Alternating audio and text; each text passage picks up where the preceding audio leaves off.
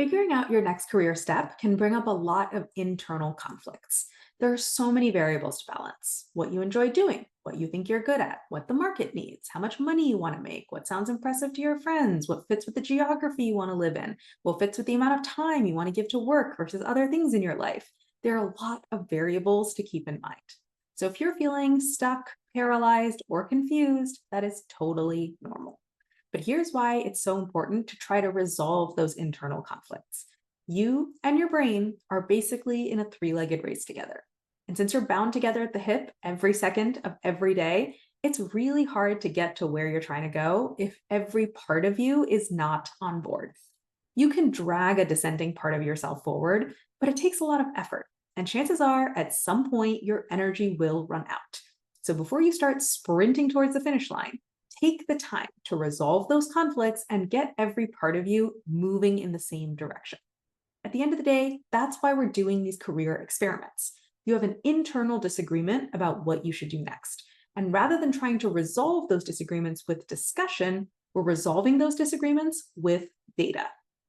In the introduction to this series, I told you to pick one job or career path to test.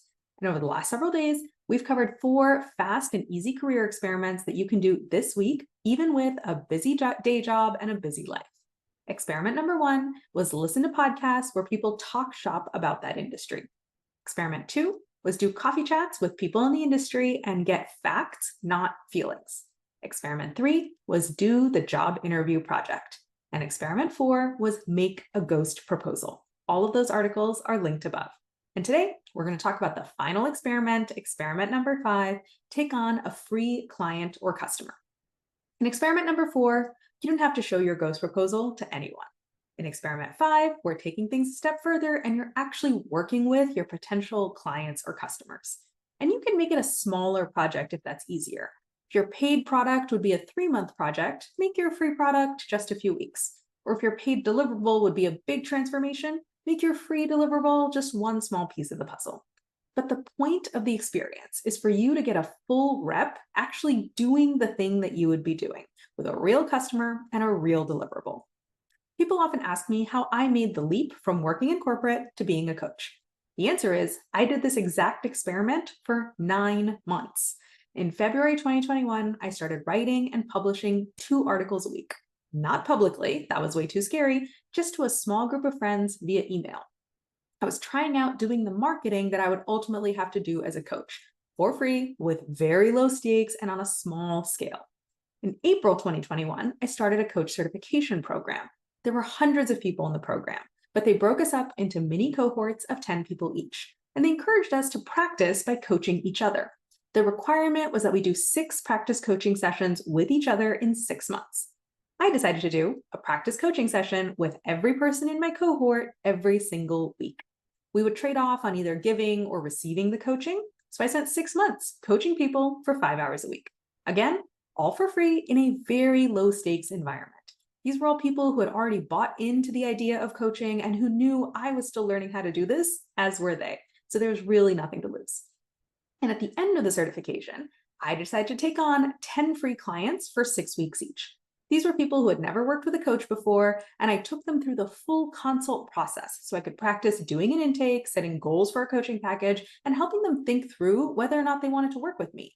Because even if they weren't paying with their money, they were paying with their time. So we talked through the decision as seriously as I do with potential clients today. And then I spent a couple of months living in the full rhythm of being a coach, posting content online to let people know about my services, going to events and saying, "Hi, I'm a coach," and having a regular cadence of client calls on my calendar. And it was only after I did all of that that I officially became a coach and started taking on paid clients. And by that point, it wasn't a leap. It was just the next simple, straightforward step. And because I'd taken my time and gathered plenty of data and resolved all the internal conflicts I had, I felt fully aligned about my next step, and I could sprint wholeheartedly towards the finish line. I told you that you can do these experiments this week, and you absolutely can. But I also want to tell you, don't be afraid to take your time, because you're not going anywhere, and you're certainly not staying there unless every part of you is on board. So take it step by step, do one experiment at a time, and keep working on resolving your internal disagreements with data, not just endless circular discussion. And by the way, I absolutely had a coach to help me through this process. I don't think I could have done it alone. It's so hard to see things objectively when it's your career and everything feels so personal to you. My coach played a critical role in keeping me on track, getting me out of my emotional spirals, and providing an objective outside perspective. So, if you'd like a coach to help you through this process too, come talk to me and let's talk about how we could work together. The link to book a free consult call is above.